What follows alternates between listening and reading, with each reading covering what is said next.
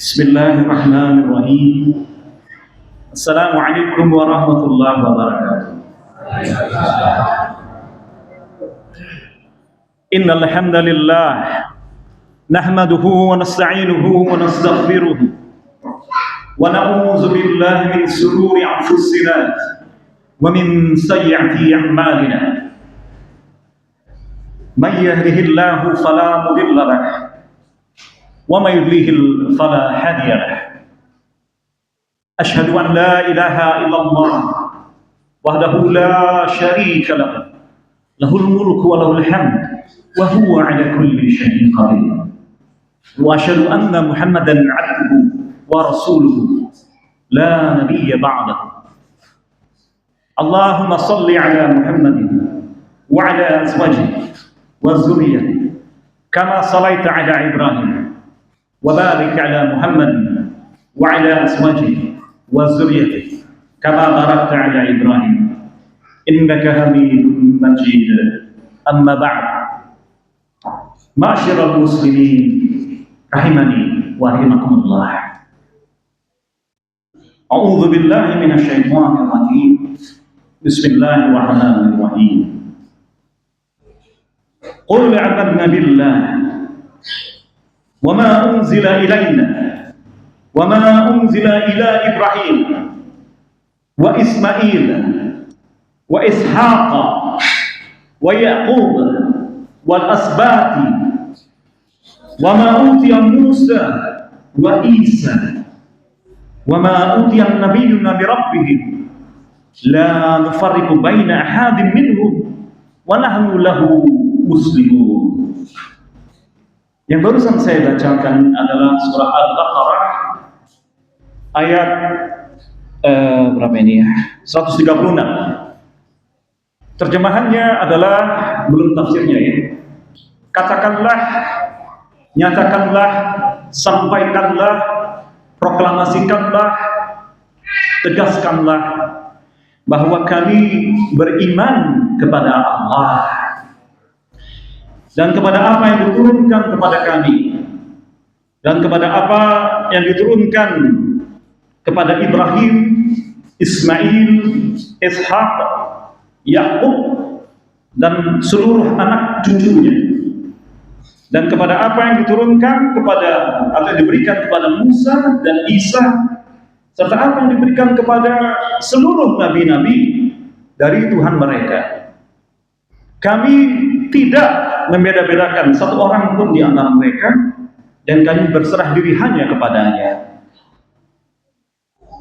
Mengapa saya bawakan ini?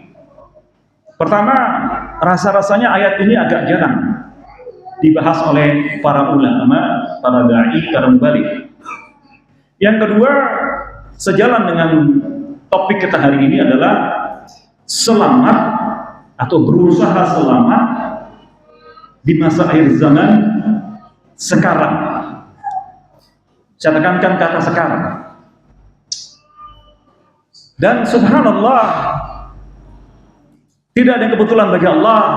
Tapi tadi pagi, duha, sekitar jam 10, karena saya ini agak sedikit sering berkelana juga di media sosial, di Facebook, di YouTube dan lain-lainnya, saya masih menemukan akun Facebook yang mengatakan begini lebih kurang, bangsa Arab itu bangsa penjajah, lebih kurang zalim, dan kita harus menjaga atau memuja leluhur kita.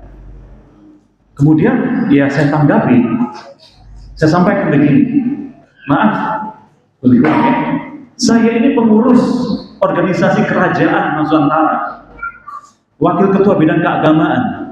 Di dalam, jadi ada beberapa organisasi kerajaan, nah kami yang paling besar, ada sekitar 200 kerajaan.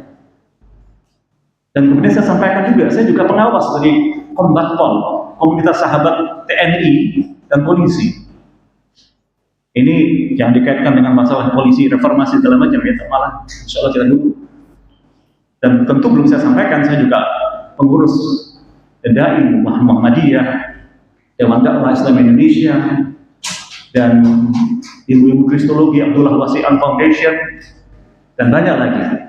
ya daerah atau Minang, karena saya ini turunan, saya ini orang yang dijamin bagi dilahirkan Jawa Minang dijamin. Tapi ada sedikit Sumenep, ada sedikit Arab dan Eropa, Nusantara Jaya lah. Nah kemudian saya sampaikan, pertama adalah tindakan untuk rasisme itu di dalam undang-undang kita itu adalah pidana, ya, dendanya kurungan atau kurungan plus denda bisa 100 juta rupiah, 500. Ya. Yang kedua, ini menarik dikaitkan bahwa Arab ini, saya tanya lagi, Arab yang mana? Ya Yaman. Lah Yaman ini, ya Yaman bukan Arab kata dia. Nah ini hampir 100% orang Arab yang di Indonesia, di Nusantara ini, ya Yaman keturunannya. Walaupun saya temukan juga ada yang dari Oman dan lain-lain. Dan pahlawan-pahlawan kita, kerajaan-kerajaan kita, raja-raja kita, itu pastinya keturunan Arab. Dan sesuai konstitusi, Arab ini otomatis atas usul Soekarno, otomatis menjadi WNI begitu Indonesia merdeka. Berbeda dengan etnis lain yang harus mengajukan diri. Karena mereka sudah ratusan tahun di Indonesia dan ibu mereka biasanya orang-orang pribumi Nusantara. Lalu saya bahas lagi, apa sebenarnya pribumi ini? Apakah Anda bisa jamin mungkin 2000 tahun yang lalu, 3000 tahun yang lalu nenek moyang kita asli di sini? Kan tidak. Lalu menarik juga dengan kondisi-kondisi di akhir zaman, di antara nanti kita akan bahas fitnah-fitnah ujian ini. Sebelum kedatangan Dajjal akan didahului kaum Dajjalun. Dajjal ini adalah pembohong terbesar sepanjang sejarah umat manusia. Musuh terbesar kaum manusia ini Dajjal. Nah sebelum itu ada Dajjalun pembohong. Ya. Kemudian saya sampaikan lagi bahwa hati-hati di media sosial, IP address Anda, informasi lokasi Anda itu bisa diketahui, jangan merasa bebas saja di media sosial. Lalu tiba-tiba kode itu jadi lock, hilang. Ya. Tapi yang menarik di sini adalah kebetulan salah satunya saya ini juga sekjen atau salah pimpinan dari Presidium Nasional Gerakan Nasional Anti Islamofobia (GNAI). Alhamdulillah di GNAI ini berkumpullah para pimpinan ormas Islam, yayasan Islam, para kristolog, yahudolog, para pengacara, para tokoh, ada beberapa menteri di situ yang Muslim ya, tidak usah saya sebutkan, yang alhamdulillah bersatu dalam apa? Isu Islamofobia. Apa itu Islamofobia, Bapak Ibu? Kebencian, ketakutan yang tidak beralasan. Karena fobia itu rupanya dalam bahasa kedokteran psikologis, psikiater itu adalah ketakutan yang tidak beralasan tentang Islam. Dan ini dikaitkan bahwa Islam ini adalah agama Arab. Kira-kira betul atau tidak Islam itu agama Arab? Tidak, betul ya? Tidak. Tadi disebutkan di ayat ini adalah apa? Kita beriman kepada Ibrahim, kepada Ismail, Ishak, Yakub, Musa, Isa dan sebagainya. Ini semua dan seluruh nabi. Lalu coba saya ingin tanya kepada antum panjenengan, ada berapa jumlah nabi kita seluruhnya? Ada berapa jumlah nabi kita seluruhnya? Banyak, betul. Gak kata gak. Tapi pinten, espasi perois. Baik, ada yang menjawab 25. Itu betul. Tapi kurang benar.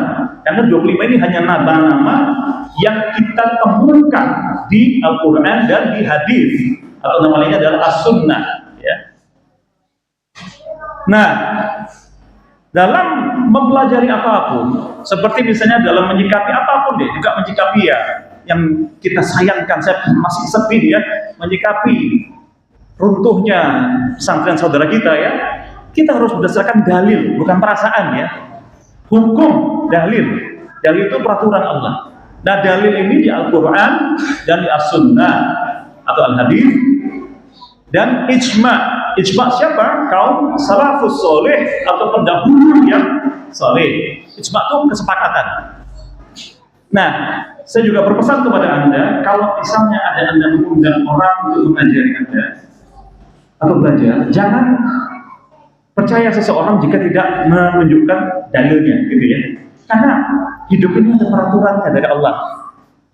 Baik, di hadis yang riwayat Ahmad dan Tirmizi dengan derajat minimal hasan sahih, Abu Dzar radhiyallahu anhu bertanya kepada Rasulullah, utusan Allah Muhammad bin Abdullah sallallahu alaihi wasallam, berapakah jumlah nabi? Berapakah jumlah nabi? Maka Rasulullah SAW mengatakan ada 124.000 nabi. Berapa Bapak Ibu? 124.000 nabi. Yang Arab berapa orang? Ya kira-kira sepanjang pengetahuan kita hanya sekitar 5 yang kita ketahui. Misalnya Nabi Soleh, ya, Nabi Hud. Ini yang paling Arab nih Yaman. Dari semua Arab, dari Arab Oman, Yaman, Kuwait, Qatar, Saudi dan semuanya ini yang paling dianggap inti Arab itu adalah Yaman, gitu loh. Nah, Muhammad sallallahu alaihi wasallam keturunan Ibrahim dari Ismail. Ibrahim bukan orang Arab, tadi mereka disebut sebagai Quraisy, ya. Rasulullah SAW dikatakan di hadis putih kulitnya, ya, ganteng luar biasa, ya, rambutnya ikal, agak gondrong, bisa gondrong segini atau kurang. Dan itu saya mencoba agak gondrong sedikit ini, tapi boleh, ya, tapi yang berjanggut, ya. Nah, siapa lagi? Nabi Hud, Nabi Saleh, ya, dan lain-lain. Jadi yang Arab ini hanya sedikit, ya enggak? Sekarang coba kita komposisi Islam Muslim di dunia. Yang etnis Arab itu hanya sekitar 20%, Bapak Ibu. Selebihnya paling banyak orang Asia dan orang Afrika, dan sekarang Masya Allah semakin banyak orang-orang Eropa, Amerika. Coba itu yang berangkat ke flotila, yang ke Gaza itu, berapa banyak yang orang Arab? Tidak banyak kan? Turki dan Eropa, Asia dan lain. Jadi Islam ini adalah agama sejak awal zaman. Lalu mungkin ada pertanyaan, mengapa Allah tidak menceritakan semuanya? Ini dijawab di 2 ayat. Ayat pertama adalah Ghafir, surah Ghafir. Ingat saya nomor 40 itu, nomor 78. Yang kedua surah An-Nisa, surahnya kaum perempuan, ya. An-Nisa ayat 164. Bahwa Allah tidak menceritakan semuanya itu kepada kita, kepadamu. Mu itu siapa pada saat itu yang menerima adalah Muhammad sallallahu alaihi wasallam, mewakili kita. Nah, tadi saya sebutkan la nabiyya ba'dahu, tidak ada nabi lagi sesudah beliau. Ba'dahu, hu-nya dhamirnya kepada beliau. Nah, tetapi kita ini berdasarkan hadis-hadis yang sahih, ada yang mengatakan hasan sahih, ada yang mengatakan ini agak dhaif, tetapi mutawatir, maka naiknya derajat naik bisa menjadi sahih. Kita ini sedang menunggu nabi yang lain, betul atau tidak? Rasul yang lain. Tetapi beliau sudah pernah diutus. Siapa beliau namanya? Isa. Atau nama Ibraninya, nama Suryaninya, nama Aramiknya adalah Yeshua atau Yoshua atau Yeshua atau Isa, Yeshua Hamasih, Al-Masih Hamasih. Mirip-mirip ya, seperti antara bahasa Malaysia dengan bahasa Indonesia, ya, gitu ya.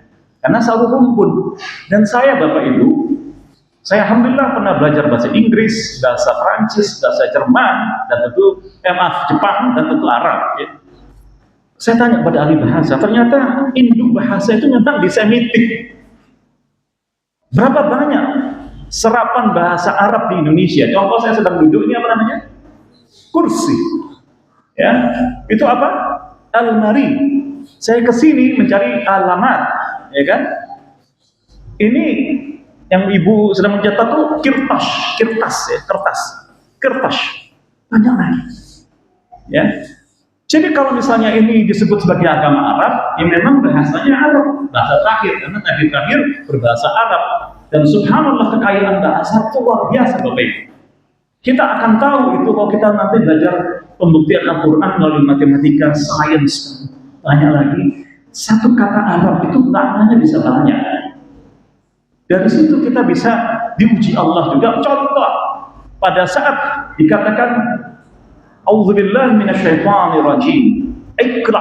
Iqra bismi rabbikal ladzi khalaq. Khalaqal insan min 'alaq. Yang menciptakan manusia dari sesuatu. Nah, ini pilihan dari alaq ini ada dua. Pertama adalah segumpal darah. Yang kedua adalah sesuatu yang menempel kepada sesuatu. Itu alaq. Alaq. Karena mungkin dulu dalam tafsir Quran orang secara tradisional mengira ya paling tidak ya mungkin dari segumpal darah. Jika ini dipakai maka terjemahan atau keabsahan Al-Quran jadi berkurang atau hilang. Karena kedokteran itu ternyata menemukan kita semua tidak pernah melalui fase segumpal darah. Tapi yang benar adalah menciptakan sesuatu yang menempel kepada sesuatu. Para ibu-ibu yang telah punya anak, para dokter, para semua tentu mengetahui bahwa pada saat di rahim itu kemudian janin atau bayi ini menempel sesuatu kepada rahim ibunya. Betul? Nah ini ujian kita juga bagi kita mengenai Arab, bahasa Arab. Nah ini juga mengisyaratkan, baru kemarin juga saya masih kadang-kadang dalam tanda kutip berkeliaran ke grup-grup yang menghujat Islam.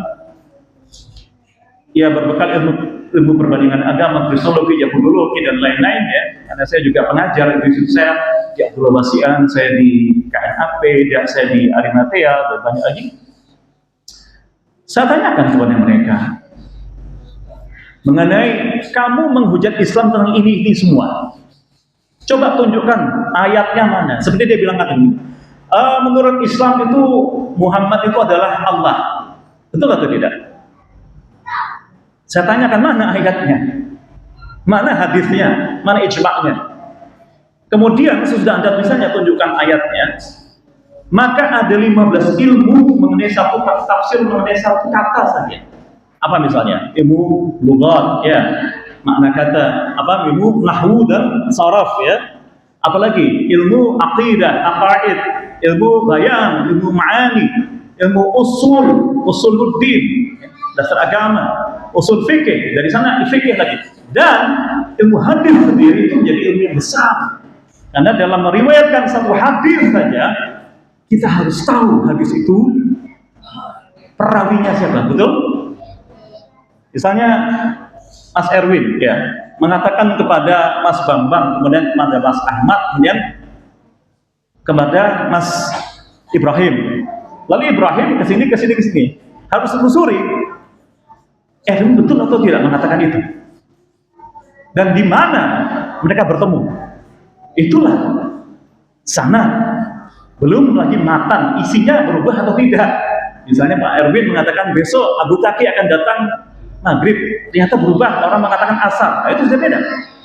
Ya kan? Itulah sana. Dan dalam saya sebagai dosen, saya katakan sekarang kalau Anda bikin skripsi, tesis, Anda harus mengutip pendapat, betul atau tidak? Itu citasi ya, citation. Itulah Islam. Tidak bisa membohongi orang dan tidak boleh dibohongi kita. Nah, kembali ke sini semua,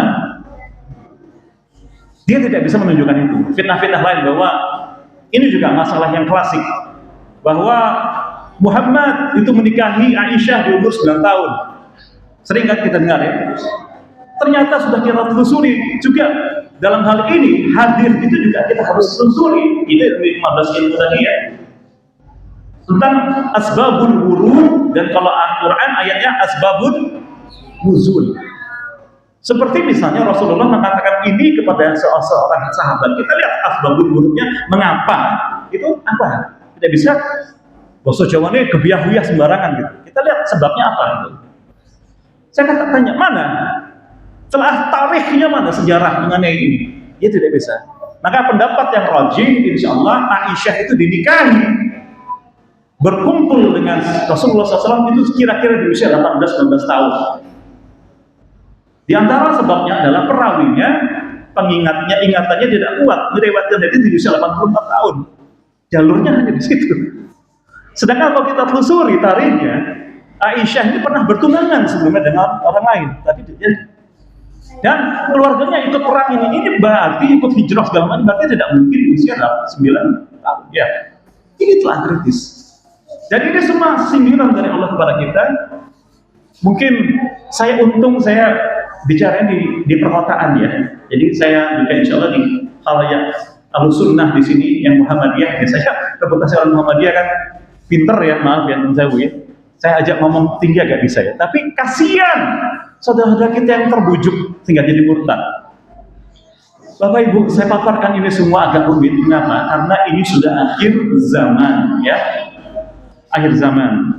Di antara tengaranya adalah ada berapa tadi nabi yang sudah turun? 124 ribu nabi. Karena itu maaf, sekitar 100 tahun yang lalu, hampir 100 tahun lalu, Muhammadiyah itu membuat jargon anti TBC. Apa itu? Yang tua-tua pasti paham ya. Anti apa Pak? Tahayyul, bid'ah, khurafat. Mengapa?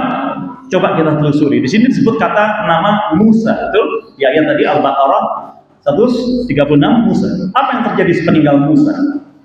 Dan sekarang konon ada orang-orang yang mengaku sebagai pengikut Musa, yakni Bani Israel, yang mengklaim Palestina, betul? Nah, kita lihat. Tapi saya minum kopi dulu.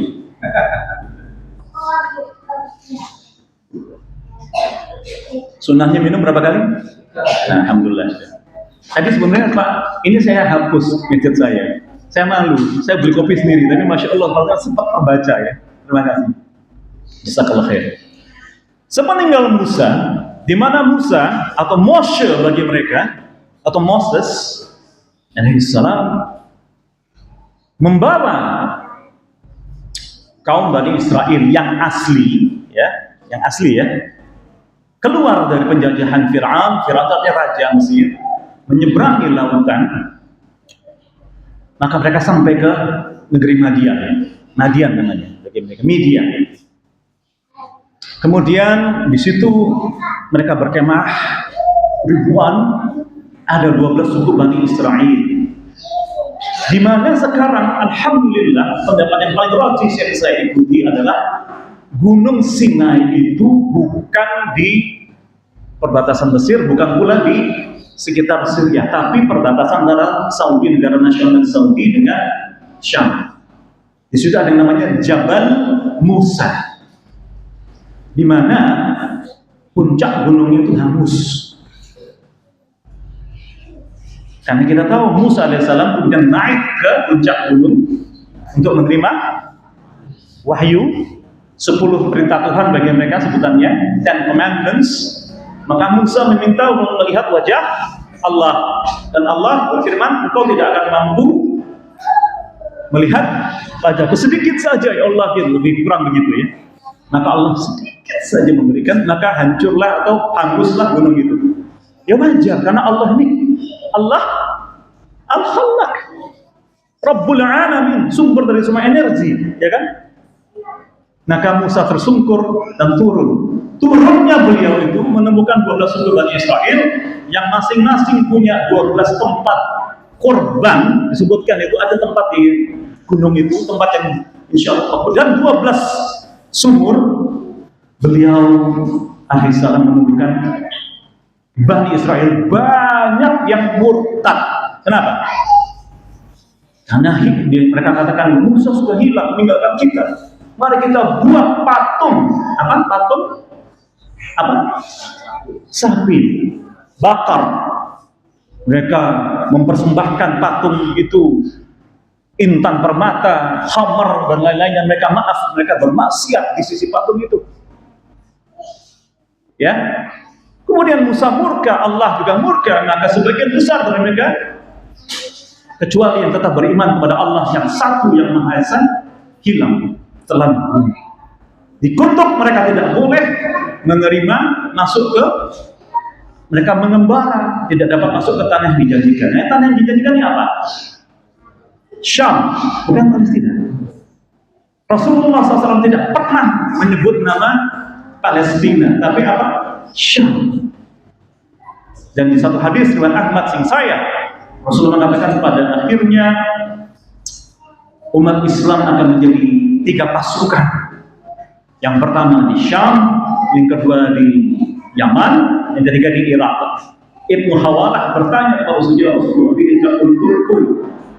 jika aku nanti mengalaminya, maka Rasulullah pergilah ke Syam. Jika engkau tidak mampu, maka pergilah ke Yaman, karena Allah menjamin Syam untukku. Paham ya? Jadi sekarang ini kalau Anda khawatir sama Palestina, ya kita memang marah ya, murka. Tapi Syam pasti akan bebas. Syam itu apa? Ada yang tahu? Siapa? Apa saja negaranya? Masya Allah, Masya Allah, Masya Allah. Bapak sering ikut ngaji, jawab terus.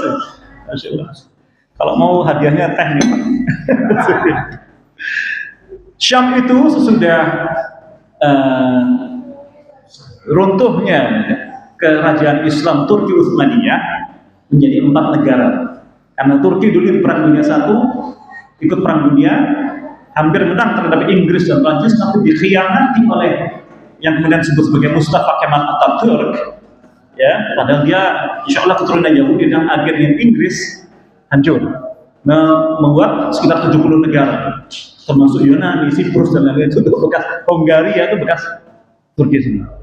Nah, Syam itu berdasarkan perjanjian Sykes dan Picot, orang Inggris dan Prancis, maka dibagi menjadi 4 negara, yaitu 1 Palestina, 2 Yordania, 3 Libanon, dan ini yang paling besar, Suriah. Dan alhamdulillah Bapak Ibu, kita bergembira Suriah karena sudah bebas. Setuju? Mengapa? Karena ada sekitar 4 atau 5 hadis mengatakan pembebasan dunia, pembebasan Darussalam, pembebasan Palestina itu dimulai dari mana? Dari Suriah. Dan sekarang kita lihat belasan negara Arab sudah bersatu padu membela Suriah, ya kan? Suriah kemarin sudah diserang oleh Zionis ya. Oh ya, sebelum saya lupa, tolong, jangan Anda sebut Yahudi yang sekarang menjajah Palestina itu adalah sebagai Yahudi, karena mereka bukan Yahudi atau Bani Israel yang asli. Mereka kita sebut saja Zionis. Mengapa? Karena ingin kembali ke Bukit Zion. Bukit Zion ini apa? Bukitnya Masjidil Aqsa. Kalau mau tahu mengapa mereka semua negara, semua agama inginkan itu, Anda bisa dapat ini. Anda tolong baca nanti di rumah surah Al-Baqarah 90 sampai 103. Wabil khusus, saya ulangi ya, Al-Baqarah 90 sampai 103. Wabil khusus di 102 sampai 103. Lebih kurangnya begini. Di masa Sulaiman alaihissalam ada malaikat, 2 malaikat diturunkan Allah, pertama Harut dan Marut, membawa kekuatan yang paling dahsyat, sihir yang paling dahsyat. Disebutkan di ayat itu bahwa mereka ini juga menggunakan sihir itu mampu memisahkan antara laki-laki dan perempuan suami istri. Telah diperingatkan kepada mereka, ini hanyalah ujian untukmu, tapi mereka tetap mengambilnya. Kemudian mereka ditumpas oleh Sulaiman atau Solomon atau Shlomo alaihissalam. Dan menurut hikayat Bani Israel, di Israeliat, mereka percaya ya, kekuatan besar itu yang mereka kira itu kekuatan besar, positif ya, kebaikan, itu ada di bawah Masjidil Aqsa disembunyikan. Ini menjadi pertempuran selama 2000 tahun lebih, jadi memperebutkan apa? Satu Bukit Zion itu. Dan orang-orang Zionis itu yang Yahudi palsu, yang sebenarnya bukan Bani Israel yang asli, karena mengetes DNA mereka ini bukan Yahudi yang asli, mereka hanyalah keturunan kaum Khazar. Khazar ini bangsa dari Kaukasus. Kaukasus ini daerah Eurasia, kira-kira di atasnya Turki, antara Azerbaijan, Turki, Macedonia, semuanya gitu ya. Itu bukan Yahudi, bukan Bani Israel. Adapun DNA-nya hanya sedikit, mungkin 10%, 20%. Maka tidak dominan. Seperti saya, Tadi saya sebutkan saya bangsanya saya apa? Menurut tulisan saya adalah saya Jawa, Minang, Sumeneb, Arab, Eropa. Kira-kira gitu ya. Nah, jadi itu bukan Bani Israel yang asli, karena agama Bani Israel asli hanya untuk Nabi Ismail gitu. Jadi jangan ragu, wahai engkau yang kaum Kristiani dan lain-lainnya, jangan ragu. Kaum Zionis ini sama sekali tidak mewakili Anda. Bahkan kaum Zionis Yahudi ajaran asli itu membenci Yesus, membenci Kristen. Mereka menganggap Yesus ini sebagai Mesias palsu gitu. Nah sekarang jadi aneh, kita lihat di WNI itu ada banyak, utamanya di Indonesia Timur, yang membela-bela buta gitu. Tetapi dengan dakwah, dengan dialog, dengan fakta, ya kita sampaikan. Sekali lagi mereka mengatakan Islam ini agama Arab, ya kan? Benar atau tidak? Tidak benar ya, karena ada 124.000 sejak awal zaman Nabi dalam apa? Tauhid apa Tuhan yang Maha Esa. Ini akhir zaman. Kenapa nanti TBC Bapak Ibu?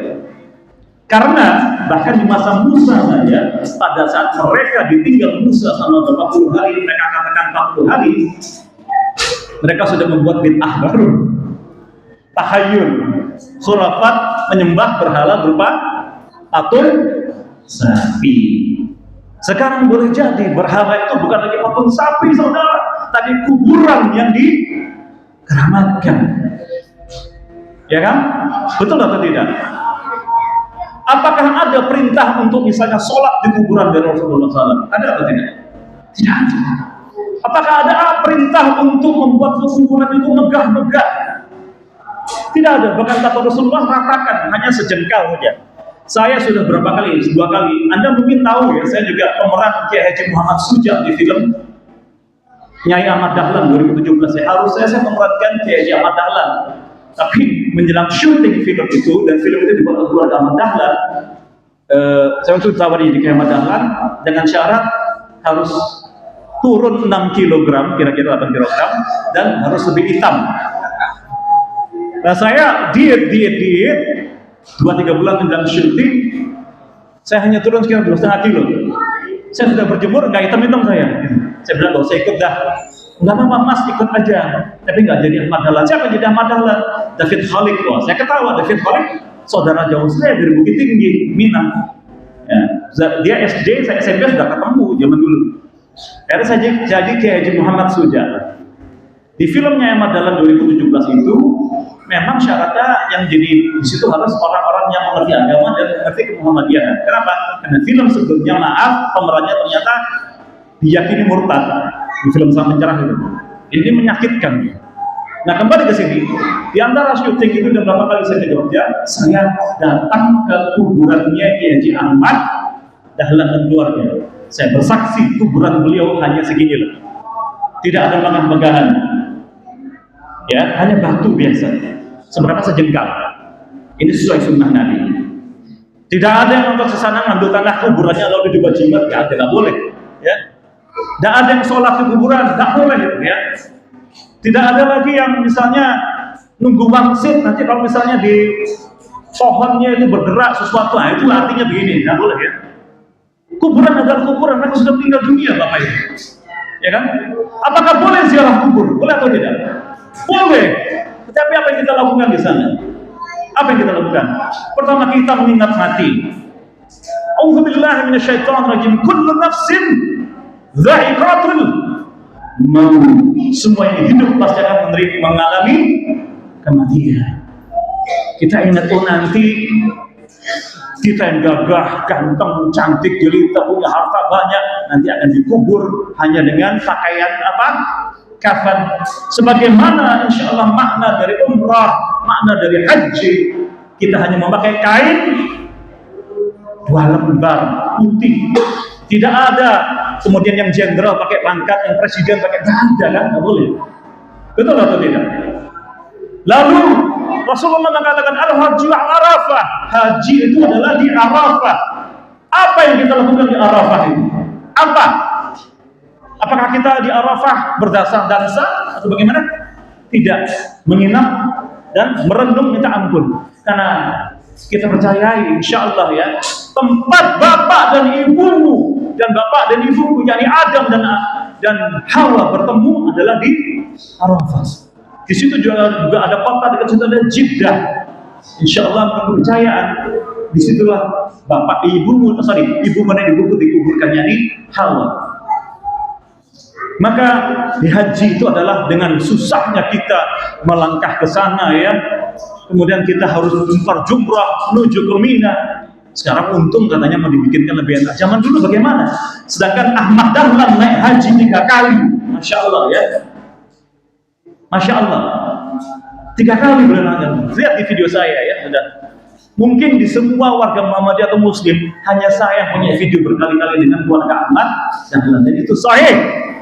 Kalau ada yang mengatakan apa-apa yang tidak mengenai Muhammadiyah, berhadapan dengan kami. Jangan membelokkan sejarah. Beliau naik haji 3 kali, dan yang ketiga kali, antara 2 atau 3, beliau sampai ke Mesir bertemu dengan tokoh Ahlussunnah wal Jamaah was Salafiyah, yang di situ adalah Syekh Muhammad Rashid Ridha. Di antaranya yang kami bantah adalah, maaf, Bapak Kiai Haji Muhammad Idris Ramli mengatakan, ya karena Muhammadiyah itu Ahmad Dahlan itu betul dengan Syekh Muhammad Rashid Ridha, maka dan ini membaca buku-buku Syekh Muhammad bin Abdul Wahab ini, Muhammad itu Wahabi. Ini bantahannya masih ada. Sampai sekarang saya tunggu 5 tahun dia nggak bantah saya. Gitu. 5 tahun 6 tahun lalu dia mengatakan tidak. Bahkan saya dengan beberapa ulama Muhammadiyah, Dewan Dakwah dan keluarga Ahmad Dahlan membantah dia. Di video saya masih ada mungkin ya. Ini di luar masalah bahwa nama Wahabi itu, golongan Wahabi itu tidak ada dalam tata bahasa, itu salah. Maaf ya, kami orang Minang dari dulu diketahui Wahabi, Pak. Kenapa? Ya maaf, karena kami tidak tahlilan misalnya ya. Muhammadiyah juga gitu loh. Tiap hari tidak kunut subuh, ya kan? Ya maaf, ini kesalahpahaman luar biasa. Wahabi tidak ada ya. Syekh Muhammad, Profesor Syekh Muhammad Yusuf Qardawi mengatakan tidak ada. Secara tata bahasa salah dan lain. Dan tidak mungkin. Karena sebenarnya Muhammad bin Abdul Wahab hanya meneruskan ajaran dari siapa? Ibnu Qayyim, Ibnu Taimiyah, imam yang keempat. Siapa imam yang keempat itu? Yang paling muda siapa? Ahmad bin Hanbal ya. Kemudian naik lagi yang lebih tua sedikit siapa? Syafi'i. Kemudian naik lagi Malik. Kemudian naik lagi Hanafi. Nah, Hanafi atau maaf Abu Hanifah ya. Abu Hanifah maaf Abu Hanifah bertemu dengan tabi'in generasi ketiga, merawikan hadis dari generasi ketiga. Maka sanadnya nyambung nih, ya kan? Lalu naik lagi ke generasi tabi'in, naik lagi ke generasi sahabat Nabi langsung pada Muhammad sallallahu alaihi wasallam. Ini sanad ilmu kita harusnya. Di antara yang lain-lainnya boleh lah, ya. Tapi yang utama ini. Nah, kembali ke tadi, kuburannya Ahmad Dahlan tidak begitu. Nah, ini saja sudah menjadi masalah, ya enggak? Terasa atau tidak? Terasa atau tidak? Ini aja jadi masalah. Bahwa masalah kuburannya kita bertengkar, ya kan? Nah, tapi ini fitnah akhir zaman itu begini. Dan ini bentar lagi Isya ya. Saya izin, belum selesai. Saya izin lanjutkan dikit atau kita salat dulu atau azan dulu sedikit ya. Karena sebagaimana ada hadis mengatakan kalau Anda jumpa Asya lebih kurang ya maknanya, maka Anda boleh menunda Isya. Apa kata Asya? Asya itu makan malam. Sudah jadi tunda sedikit Isya. Ini daripada nanggung ya. Kita break dengan azan dulu. Tadi saya izin menambahkan sedikit ya. Karena di masa Musa saja orang sudah membuat bid'ah, ya kan? Apalagi di masa Isa, apalagi di masa ini sudah azan ya. Kita break dulu ya. Afwan. Ada yang mau azan? Ada?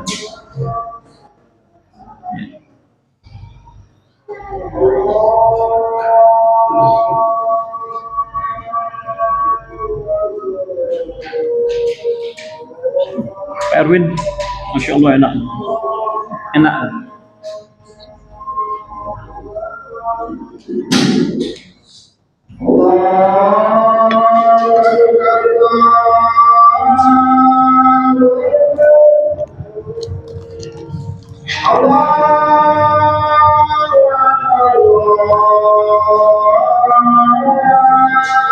Mas, tolong ditutup dulu ya, daripada habis.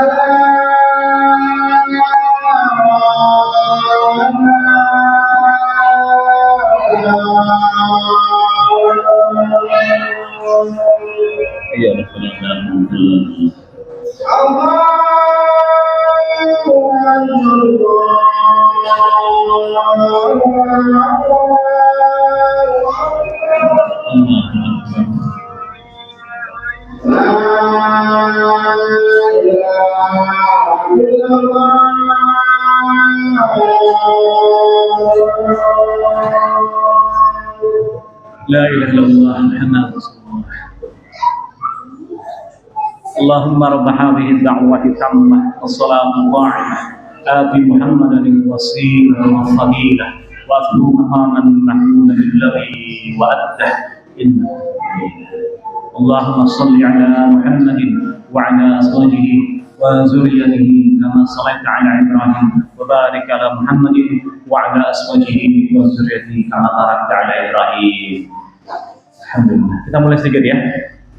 Mas, videonya sudah. Baik, izin saya lanjutkan sedikit.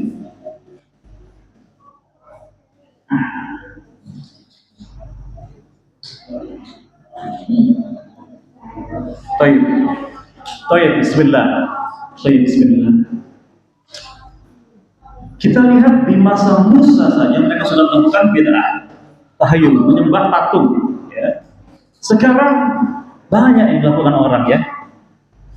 Mungkin Anda merasa hidup kita sekarang ini semakin rumit, ya kan?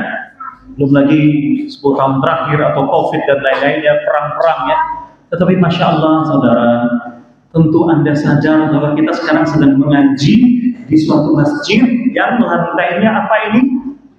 Apa lantainya? Marmer, granit, keramik. Dulu masjidnya Rasulullah lantainya apa?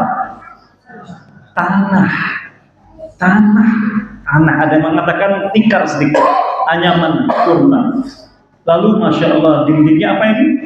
Mungkin semen, beton ya, gitu ya. Dulu dindingnya masjid Rasulullah apa? Batu-batu yang ditumpuk-tumpuk bersama lumpur. Lalu Masya Allah ini atapnya apa? Apa ini, beton atau bagaimana ya? Dulu atap masjid Rasulullah bagaimana? Pelepah kurma dan ranting-ranting saja.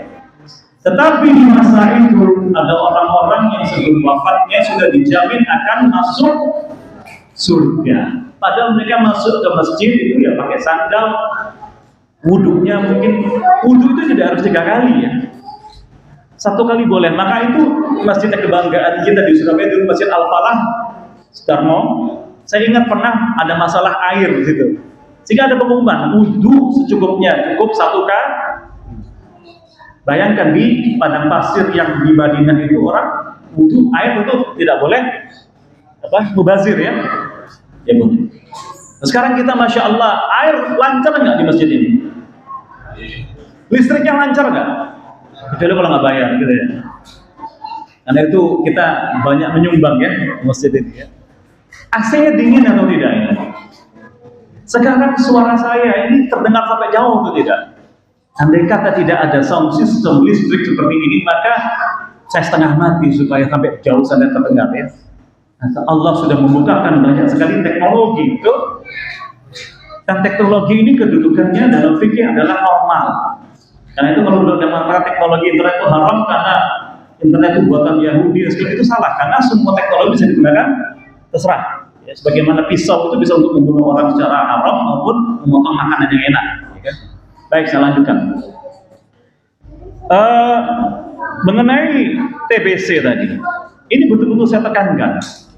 Karena 124.000 Nabi sudah berpesan bahwa jangan mengubah-ubah aturannya Allah. Bid'ah ini apa, saudara? Nah, ini pentingnya. Ini Masjid Muhammadiyah kan ya? Tolong, saya keliling, saya isi pengajian Muhammadiyah itu atau masjid-masjid lain. Saya juga pernah diundang masjidnya NU, masjid Al-Sunnah, Salafiyah, masjid Dewan Dakwah, semuanya ya. Alhamdulillah Muhammadiyah itu punya HPT. Apa HPT? Himpunan Putusan Tarjih Muhammadiyah. Sahih? Sudah dibaca belum? Nah, itu masalahnya. Sudah sebagian ya. Muhammadiyah yang katanya masjidnya 5.000, 6.000, universitasnya 100 lebih, pesantrennya 400-an, ya kan? Rumah sakitnya 100 lebih, dan rata-rata ya kelas A ya. Sekolahnya PAUD-nya ribuan, tanahnya yang dikuasai lebih besar daripada Bali, ya kan? Ada 22 pahlawan nasional di Muhammadiyah dengan katanya kekayaan asetnya 500 triliun, ya kan? Konon nggak tahu saya. Ya. Jangan sia-siakan ini, karena kekayaan umatnya Sulaiman, umatnya masa-masa lalu, insya Allah lebih kaya daripada kita, karena mereka meninggalkan akidah yang benar, membuat bid'ah, maka Allah sedikit demi sedikit mengazabnya. Setuju atau tidak? Saya bercontoh ya. Maaf, sebelum saya lupa, di HPT Muhammadiyah dikatakan bid'ah itu ada dua.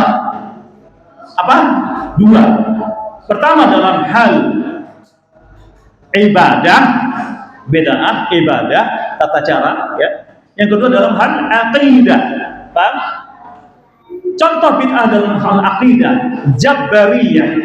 Maka orang Jabariyah menyikapi pondok pesantren saudara kita yang runtuh itu, kenapa apa itu sudah takdir Allah, ya karena kita sudah tidak berkehendak, ya tidak apa sudah. Itu Jabariyah. Kalau Qadariyah mengatakan, itu pondok itu runtuh karena murni keinginan atau salah manusia. Jadi satu ini karena peran manusia, atau mengatakan ini karena peran Allah. Bagaimana Ahlussunnah menyikapinya? Dua-duanya berusaha supaya bangunan masjid ini misalnya dibuat dengan hitungan teknik sipil yang benar. Nanti kalau sudah runtuh, misalnya ada bom, ada gempa, itu baru pada rumah gitu loh. Itu takdir bagi kita. Kemudian nanti adalah akidah lain, akidah Syiah, akidah Jahmiyah, akidah macam-macam lagi. Itu banyak sekali. Nah, Muhammad yang menekankan jangan mendamai akidah, mengurangi akidah. Nah, ini perlunya pendalaman mengenai pengajian. Gitu. Kemudian apa lagi? Tidak boleh ada bid'ah mengenai apa? Ibadah. Kalau tidak ada di kitab hadis dan tidak ada di ijma, minimal tidak ada di KP, jangan ditambah dan dikurangi. Saya mau tanya dulu, berapa jumlah hadis kitab hadis kita? Ada berapa? 9. Bukhari, Muslim, apalagi? An-Nasai, Ahmad, apalagi? Tirmizi. Ini sudah keterangan belum? Ya mungkin belum, ya kan? Kita lebih banyak menelaah komik, sinetron, dan lain-lainnya. Bukannya tidak bagus, komik Islami, sinetron Islami, boleh-boleh saja, jangan lupakan ini gitu. Apa sih yang mau kita tuju? Nanti kita juga akan menjadi mayit, gitu loh Pak, Bu, ya enggak? Seperti kain ihram itu, ya kan? Menjadi muhrim itu orang memakai kain ihram. Itu isyarat, maka orang haji dan umrahnya siap mati, ya enggak? Baik, thayyib. Jadi saya menekankan jangan, karena satu, saya akan tutup ini kira-kira dalam waktu 10 menit. Kalau ada pertanyaan silakan, kalau enggak. Ya, oke. A'udzu billahi minasyaitonir rajim. Bismillahirrahmanirrahim. Walaqad fatanna allazina min qablihim fala ya'lamanal fala fala ya'lamanal fala ya'lamanallahu allazina sadaqu wa la ya'lamannal kadzibin. Dan sesungguhnya kami telah menguji orang-orang yang sebelum mereka, maka sesungguhnya Allah mengetahui orang-orang yang benar, dan sesungguhnya Allah beliau mengetahui orang-orang yang berdusta. Al-Ankabut ayat 3. Jadi ujian itu bukan hanya kita, sebelum kita sudah. Tapi kalau dulu orang diuji tidak ada internet, kita sekarang diuji dengan internet yang ada hoax, ya kan?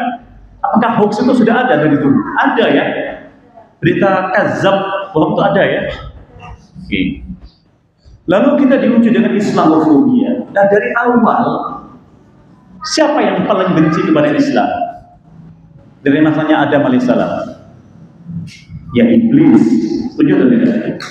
Nah, iblis ini disebutkan di Quran, kana minal jinni fa fasaqa an amri rabbih. Dia dari kalangan jin, jadi sangat ingkar terhadap Rabbnya. Dia dari kalangan jin. Sedangkan jin yang kafir disebut sebagai syayatin atau syaitan. Nah, apa untungnya kalau kita menurut kepada Allah? Alhamdulillah.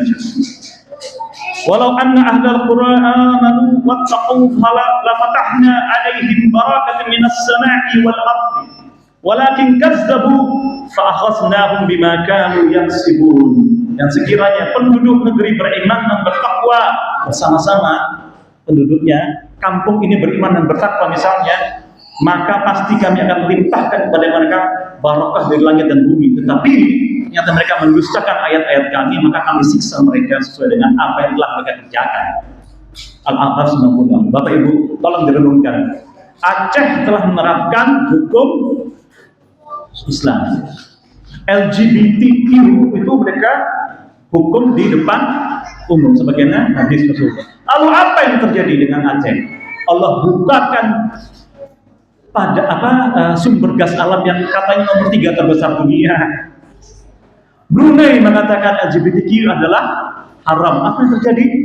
Tidak lama sudah itu Allah bukakan sumber minyak baru. Ini insya Allah Saudi di tengah segala kontroversi kata orang sebagian tegar membela Suriah dan lain-lainnya. Dari 1948 Saudi dan negara-negara Islam itu membela atau mengurusi dan itu berperang untuk para jutaan pengungsi Palestina dan Suriah. Ini ditemukan sumber emas baru di Saudi sepanjang 100 km lebih katanya. Paham ya? Tidak ada yang tidak mungkin. Muhammadiyah insya Allah yang dari dulu dikatai macam-macam, Iman Ahmad Dahlan mau dibunuh di Banyuwangi, dikatai sebagai kafir, dikatai sebagai kiai palsu, dikatai sebagai Wahabi, ya, karena memperbaiki kiblat yang 22% melancak itu dan lain-lainnya. Apa yang terjadi? Muhammadiyah ketika sekarang mengatakan organisasi Islam terbesar di dunia. Tapi 100 tahun kita memikir dikatai macam-macam. Di Banyuwangi beliau ada dibunuh bersama Nyai Walidah, istri pertama beliau, dan Kiai Suja. Ya. Di film kami ada ya. Ittaqillaha haitsu ma kunta. Bertakwalah kepada Allah di mana pun kamu berada. Hadis riwayat Tirmizi. Ahfazil ilaha yahfazka. Ihfazil ilaha tajidu tujahaka. Berjagalah Allah, niscaya engkau akan menemukan Allah, beliau akan menjagamu. Jagalah Allah, niscaya kamu berdapati beliau di hadapanmu. Ya. Nah ini pentingnya untuk tidak mengubah-ubah. Baik, saya akan langsung loncat kepada tanda-tanda akhir zaman untuk yang mungkin akan menyeramkan ya, tapi ini bagian dari iman kita. Karena thalibul ilmi faradatan ala kulli muslimin. Menuntut ilmu itu wajib bagi setiap muslim. Baik, tanda-tanda menuju kiamat di akhir zaman ini. Pertama, ada yang tahu tidak kapan kiamat?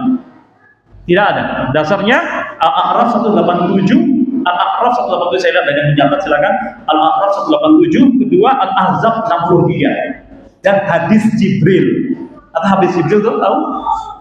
Di mana Jibril alaihissalam menemui Rasulullah SAW di hadapan para sahabat Nabi, menanyai apa itu Islam, apa itu iman, apa itu ihsan, dan man tasa'ah, kapan kiamat. Maka Rasulullah mengatakan yang ditanya tidak lebih tahu daripada yang bertanya. Sebutkanlah tanda-tandanya. Di antara tanda-tanda disebutkan itu apa? Apa? Ya di sini hadis terkenal. Tolong Anda ini jangan lupakan hadis Jibril ini ya. Nanti dasar membahas apa itu Islam, apa itu iman, apa itu ihsan, dan tanda kiamat. Di antara tanda kiamat disebutkan di situ adalah keturunan penggembala domba, penggembala padang pasir itu berlomba-lomba membangun gedung-gedung tinggi. Apakah itu sudah terjadi di dunia Arab?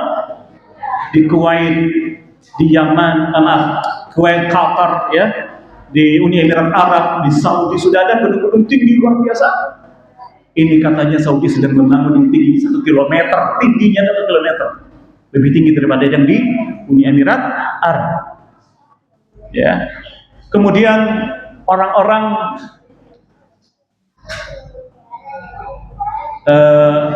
budak melahirkan tuannya. Ini tafsir panjang ya, kapan-kapan mungkin ya. Tapi di antara tafsir mungkin pada saat Mongol menyerbu Baghdad, kemudian yang mengusir Mongol itu adalah budak yang sudah merdeka. Jadi budak melahirkan tuannya. Gitu. Kemudian orang-orang bertelanjang, berpakaian sandal, tongah dan lainnya. Jadi ya, kemudian ini saya bacakan singkat karena ini saya sarikan dari puluhan hadis. Pertama, tanda kiamat pertama menuju kiamat akhir zaman, dan sekarang ini sudah akhir zaman. Pertama, Nabi terakhir sudah diutus dan sudah wafat pula. Siapa beliau? Muhammad bin Abdullah sallallahu alaihi wasallam. Dan kita sedang menunggu kedatangan Rasulullah Isa bin Maryam al-Masih alaihissalam. Dan insya Allah juga kedatangan Imam Al-Mahdi yang mereka akan bertemu di mana? Surga. Dan kita sekarang saksikan surga sudah bebas dari jajahan rezim Bashar al-Assad dan dibantu Syiah dan Rusia, betul? Dan di sana pasukan muslimin dari seluruh dunia sudah berkumpul. Maka hadis tadi mengenai sesungguhnya umat Islam akan menjadi 3 pasukan sedang dijalankan Allah ya. Pasukan pertama di mana? Di Syam. Pasukan kedua di mana? Di Yaman. Pasukan ketiga di mana? Bukan Irak. Kata Rasulullah, pergilah ke mana? Syam. Kalau bisa, kalau tidak ke Yaman. Rasulullah tidak pernah mengatakan pergilah ke Irak. Kenapa? Karena di hadis lain munculnya Dajjal dari arah Irak atau Iran atau Persia atau Iran sekarang. Tempatnya Syiah. Syiah yang golongan Isna As'ariyah yang 12 imam. Dan kaum Syiah 12 imam ini mengatakan imam ke-12 mereka dulu pernah lahir dan kemudian sekarang sedang mastur, sedang dhaif dan nanti akan datang kembali. Nah ini berkaitan dengan kepercayaan Yahudi bahwa mereka menolak Imam Al-Mahdi mereka, Masiah mereka, dan mereka masih menunggu. Nah dari ilmu perbandingan agama, maaf ya, yang ditunggu Yahudi itu sebenarnya adalah antikristus, musuh dari Yesus, karena mereka menolak Yesus sebagai Al-Masih. Jadi Dajjal bagi kita adalah Masiah bagi Yahudi, dan insya Allah kalau kami tidak salah adalah juga 12 ke-12. Kemudian Rasulullah mengatakan akan ada banyak muncul fitnah. Fitnah itu ujian dari arah mana? Rasulullah dari arah timur. Pada sebelumnya timurnya apa? Timurnya Madinah. Nah timurnya Madinah ini apa? Ya sekali lagi daerah Irak dan Iran tadi itu. Di mana dikatakan Dajjal atau syaitan atau iblis itu bercokol di mana? Di lautan, ya kan? Dan Dajjal akan muncul di hadis dari mana? Dari arah Khurasan atau Isfahan. Akan diikuti oleh 70.000 Yahudi. Sekarang populasi Yahudi di Isfahan Al-Baghdad sudah 40 ribuan, ya kan? Kemudian timbulnya fitnah Khawarij, firqah Khawarij. Khawarij itu orang-orang ekstrim sekali, Pak. Jadi kalau orang Muslim, pemimpinnya salah sedikit aja dia bunuh. Di antara yang mereka bunuh siapa? Pertama, Utsman bin Affan, dan kedua Ali bin Abi Thalib. Dengan tudingan macam-macam bahwa Utsman ini adalah orang yang nepotisme, salah. Sudah mereka muncul di masa para sahabat Nabi 30 tahun pertama bukan Muslim. Kalau Umar bin Khattab dibunuh oleh kaum Majusi dari Persia, Abu Lu'lu'ah al-Majusi. Kemudian tanggal lain, munculnya orang mengaku sebagai Nabi. Dan di Indonesia saja sudah banyak orang mengaku sebagai Nabi. Ya. Oh iya, tadi sebelum jatuh, hadis Rasulullah juga mengatakan Muslim akan berperang di India. Nah, sekarang India ini sangat memusuhi, kebanyakan ada ekstremis yang sangat memusuhi Islam. Tidak, orang makan sapi tidak boleh dibunuh sama mereka. Dan ini sedang terjadi, al-an sedang terjadi di bawah pemerintahan Modi. Diangkat hilangnya amanah, orang-orang berjanji macam-macam tadi tidak laksanakan, termasuk Afwan ya, janji paling berat itu janji terhadap publik ya. Apa misalnya janji kampanye ya, pilihlah saya maka saya akan begini. Nah, kami mencatat, orang para ilmuwan mencatat ada tokoh besar Indonesia berjanji 60 janji tidak pernah tidak pernah, sudah 2 kali menjabat tidak di tepati. Nggak usah nyebut nama Pak, tahu sama tahu saja, tempe sama tempe ya. Ini amanah ya, subhanallah, kata Allah, kata Rasulullah, di masa amanah ini diingkari maka muncullah, ini ingat ya, ruwaibidah. Apa ruwaibidah itu? Ruwaibidah itu adalah orang bodoh yang tampil untuk mengurusi orang banyak, mengurusi pemerintahan, ulama. Apakah ada ulama yang dikira ulama tapi mengajakkan neraka, ulama masuk, ada enggak? Saya tanya, rukun Islam kelima itu apa? Haji ya. Ada enggak haji yang suka main dukun? Yang keras, ada enggak? Ada enggak haji kiai yang memang dukun? Jadi ini orang-orang seperti ini yang bagi kami atau orang-orang yang tampil mengurusi ulama dan umara bisa saja menjadi ruwaibidah, apalagi yang rakyat jelata seperti kita ya, tampil di media sosial sebagai macam ulama mufti saja, tapi apa dasar keilmuannya ya kan? Nah, kemudian kata Rasulullah, ruwaibidah itu muncul pada saat orang pengkhianat malah dinaikkan, sementara orang jujur mengamanah malah diturunkan. Sedikit lagi, tanda hadis lain, diangkatnya ilmu dan merajalelanya kebodohan, banyaknya afwan perzinahan, banyaknya orang bermain musik, perempuan lenggak-lenggok di depan laki-laki, betul atau tidak? Sudah terjadi atau belum? Alhamdulillah MUI Jatim sudah mengatakan sound haram ya, afwan. Merebaknya perjudian, Indonesia ini adalah katanya kaum muslimin terbanyak dunia, tapi mengapa judi online terbesar dunia malah juga adanya di Indonesia? Banyaknya orang minum konsumsi yang khamr, narkoba, banyak atau tidak? Kemudian masjid-masjid dihiasi bagus tapi tidak makmur oleh kegiatan, hanya untuk sholat dan itu pun sedikit. Afwan, masjidnya bagus tapi rakyat sekitarnya miskin, sedangkan itu uang umat berkumpul di situ tidak disebar, itu tidak boleh ya. Tidak boleh ya. Masjidnya bagus, megah. Saya tidak bilang masjid ini loh ya, tapi ini tanda akhir zaman. Tapi tidak rakyat miskin, tidak bisa bayar hutang, sakit-sakitan tidak ada. Ada tuh bagus kan di Jogja, di mana-mana sekarang ada keharusan setiap pekan uang masjid harus minimal 1 juta saja, sisanya disebar ya. Orang mau pinjam untuk usaha boleh ya kan, untuk ada orang sakit dibayari ya kan, dan lain-lainnya. Kemudian banyak pembunuhan sangat kejam. Kita lihat ada polisi membunuh polisi suami istri ya, dan dibakar dengan na'udzubillah. Banyaknya orang belajar pada ahlul bid'ah, semakin banyak gempa dan jazirah Arabia semakin menghijau, betul atau tidak? Lalu yaitu perang Syam sudah terjadi, perang Irak sudah terjadi, perang Yaman sudah terjadi, perang India sudah terjadi, lawan Pakistan kemarin ya, dan banyak lagi. Nah, saya tutup dengan harapan satu hadis saja. Tolong dicatat.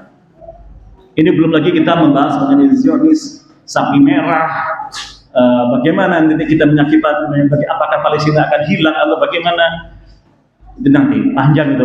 Saya pernah ngasih kajian itu di Masjid Cengho itu 4 jam. Tapi herannya alhamdulillah ya, umatnya ya jam 10 sampai jam 12 zuhur. Ini gimana lalu selesai? Enggak apa-apa Ustaz, break dulu, nanti jam 1 lagi. Jam 1 sampai jam 2 saya berhenti gara-gara ada karya wisata anak-anak SMP dari mana gitu. Karena kami bahas mengenai akidah sebelum Islam, akidah dalam Islam melenceng sampai akhir zaman ini. Baik, harapan, alhamdulillah. Singkatnya begini, dari Abu Umayyah Asy-Sya'rani dia berkata, aku pernah mendatangi Abu Sya'labah Al-Khushani dan bertanya kepadanya, bagaimana pendapatmu mengenai ayat ini? Ayat yang mana? Maka aku pun membaca ayat, yakni aku itu adalah Abu Umayyah Asy-Sya'rani. Ayat itu ternyata adalah surah Al-Maidah ayat 105. Saya ulangi ya. Al-Maidah ayat berapa? 105.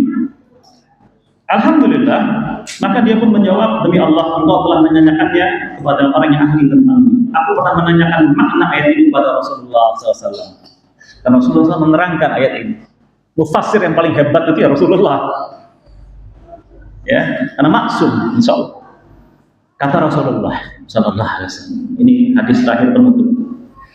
Teruskanlah olehmu untuk selalu melakukan amar ma'ruf nahi munkar.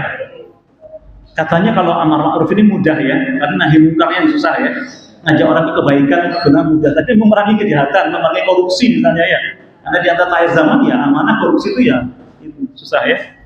Teruskanlah olehmu selalu melakukan amar ma'ruf nahi munkar sampai engkau akan menyaksikan kekikiran yang ditaati, hawa nafsu yang diperturutkan, kehidupan duniawi yang diutamakan,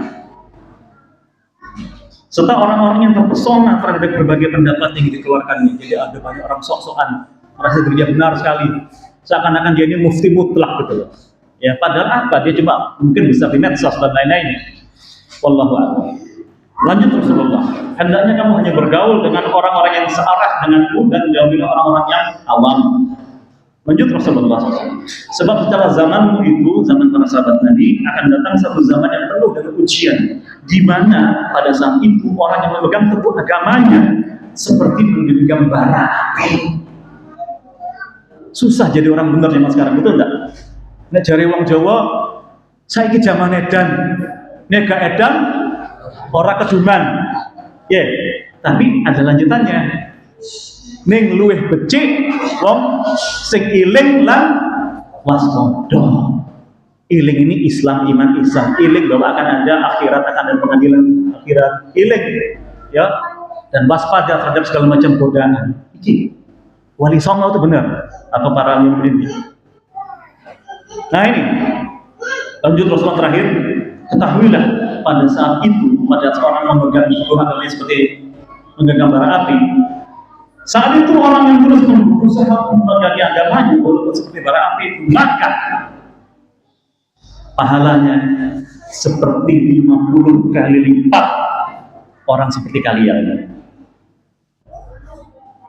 Ini hadis ini sahih Abu Dawud Al-Malahim hadis nomor 4319. Jadi saya tutup dengan renungan, kalau di kampung ini, di kelurahan ini, di kecamatan ini, misalnya ratusan ribu, puluhan ribu orang di sini, semuanya dominan orang pembohong, penipu, ya, orang pengutang ngemplang, ya, koruptor, afwan, apapun penabuk, ya. Kemudian ada sekelompok orang kecil yang tidak mau keluar kemana-mana, nggak kumpul sama kemaksiatan, ya, maka kemungkinan besar secara demokratis orang yang sedikit ini akan dianggap tidak demokratis, kan?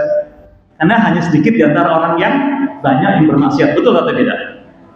Yang kebanyakan itu mayoritas bermaksiat, tapi yang sedikit ini nggak mau, gitu loh Pak. Dia hanya taat di jalan Allah, tidak ayo korupsi yuk. Wis tak iki gampang untuk drop-dropan duit ke pusat 5 miliar, tanda tangan ae 5 miliar untuk sing tak tokno kayak waktu 500 juta, ya kan? Mau atau tidak harusnya? Yang 4,5 miliar diambil gitu ya? Tidak boleh. Itu korupsi, itu mencuri ya, menipu. Maka orang ini di kalangan kantornya yang mungkin mayoritasnya adalah koruptor, dia akan dianggap sebagai orang tidak demokratis. Dia tidak koncoan, tidak CS, ya enggak? Kalau satu kampung ini ada satu rumah tidak mau keluar untuk nongkrong, bermaksiat, maka dia akan sendirian. Nah, tapi sebenarnya kata Rasulullah, orang seperti itu di akhir zaman disebut sebagai apa? Kata Rasulullah, beruntunglah mereka, syuba al-ghurlah. Beruntunglah orang-orang asing itu. Siapa itu orang-orang asing ya Rasulullah? Orang-orang yang terus menegakkan sunnahku pada saat yang lain sedang menghancur-hancurkannya. Dianggap aneh atau tidak mereka itu? Di kantor ngajak korupsi dia tidak mau, aneh atau tidak? Ya, kan kata Rasulullah ada afaifatul mansurah, orang yang selalu menang walaupun sedikit. Saya tutup dengan itu. Jadi kunci di masa akhir zaman ini sudah berlalu 124 ribu nabi sejak awal zaman, di mana di masa Musa saja tadi sudah ada tahayyul bid'ah khurafat ya, apalagi di masa sekarang. Sekarang tahayyul bid'ah khurafat menyebar melalui media sosial, internet, segala macam ya. Bahkan ada tour untuk melakukan kemaksiatan ya. Orang yang tidak mau, orang tidak larut, orang tidak ikut-ikutan itu semua, dia mungkin dianggap sendirian, tapi sebenarnya dia sedang berjamaah dengan Rasulullah Sallallahu Alaihi Wasallam. Oke, sampun. Jadi kunci bagaimana selamat di masa akhir zaman ini adalah, kalau bahasa tadi Muhammadiyah, waktu bahasa zaman orang dulu, bukan Muhammadiyah, maaf ya, adalah anti-TBC. Jangan diubah. Akidah jangan diubah, ibadah jangan diubah, hukum jangan diubah. Ini kesempatan terakhir.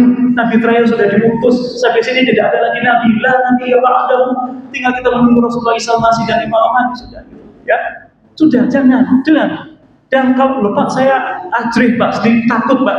Anda cuma sedikit. Dari zaman dulu kaum muslimin itu tidak pernah jadi mayoritas Pak. Ya enggak?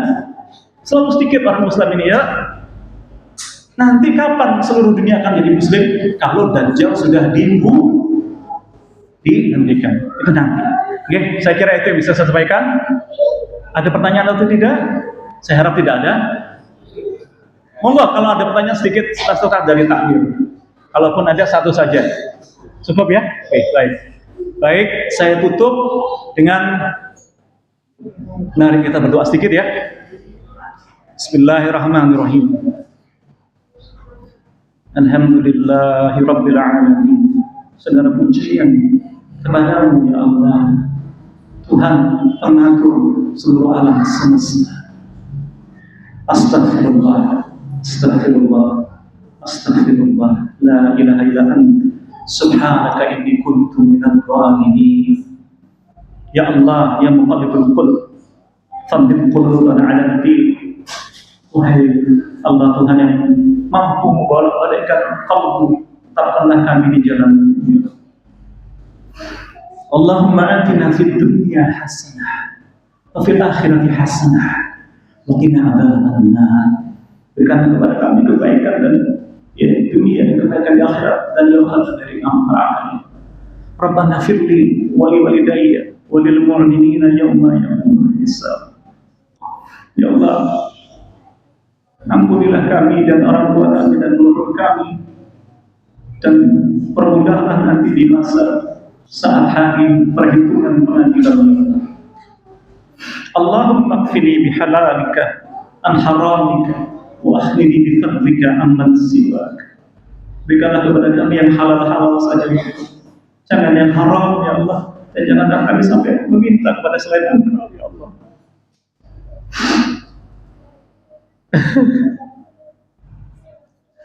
Ya Allah, irhamna ya Rahman Rahim. Kasihan kami ya Allah. Irhamna ya Rahman Rahim. Ya Allah, muliakan orang-orang sekampung ini ya Allah, beserta leluhurnya dan anak cucunya ya Allah. Jauhkanlah dari api neraka kami semua ya Allah. Jauhkanlah dari hutang-hutang yang tidak mampu kami bayar ya Allah. Jauhkanlah dari persoalan-persoalan yang tidak mampu kami selesaikan dengan baik ya Allah. Kabulkanlah hajat-hajat masing-masing yang hadir di sini maupun yang mendengarkan yang di luar. Yang Engkau yang paling mengetahui hajat apa saja ya Allah, yang mereka sembunyikan di malam hari, di pagi hari, kesedihan mereka sebagai bapak, sebagai suami, sebagai ibu, sebagai istri, sebagai anak, sebagai nenek, sebagai kakek. Ampunilah yang telah berlalu dari kampung ini ya Allah, yang telah wafat. Kumpulkanlah kami semua bersama di jannah ya Allah, jangan di neraka ya Allah. Kabulkanlah hajat-hajat kami ya Allah, yang ingin membayar hutang ya Allah, yang ingin menagih piutangnya ya Allah, yang ingin umrah, yang ingin haji, yang ingin husnul khatimah, yang ingin sembuh dari sakitnya yang dibuat orang ya Allah. ingin naik derajatnya. Semuanya ya Allah, Engkau yang maha kaya, kami hanyalah berasal dari air mani dan telur rahim ya Allah. Engkau yang maha tahu, kami tidak tahu. La ilaha illa anta subhanaka. Ampun ya Allah. Alhamdulillahirabbil alamin. Amin. Amin. Amin ya Allah. Kabulkan ya Allah. Amin. Amin. Kabulkan ya Allah. Kabulkan. Astagfirullah. Allahumma salli ala Muhammadin wa ala azwajihi wa dzurriyyatihi kama shallaita ala Ibrahim wa barik ala Muhammadin wa ala azwajihi wa dzurriyyatihi kama barakta ala Ibrahim innaka Hamidum Majid. Alhamdulillahi rabbil alamin. Subhanakallahumma wa bihamdika asyhadu an la ilaha illa anta astaghfiruka wa atubu ilaik. Assalamualaikum warahmatullahi wabarakatuh.